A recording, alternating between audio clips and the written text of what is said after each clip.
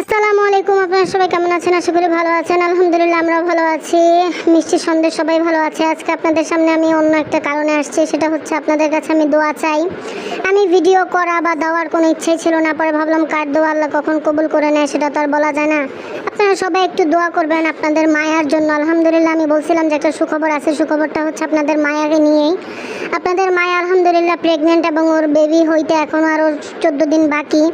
এর মধ্যে ওর একটু প্রবলেম হয়, তারপর আমরা ওকে ধানমন্ডির হসপিটালে নিয়ে যাই, পেট হসপিটালে, এবং ওইখানে দেখাই, আলট্রা করি। আলহামদুলিল্লাহ বেবি ভালো আছে, মায়াও ভালো আছে, কিন্তু যে প্রবলেম হয়েছে ওই প্রবলেমটা যদি চলতে থাকে তাহলে হয়তো বা আমাদের মায়া ভালোই থাকবে, কিন্তু ওর বেবিগুলোর আর টিকানো যাবে না।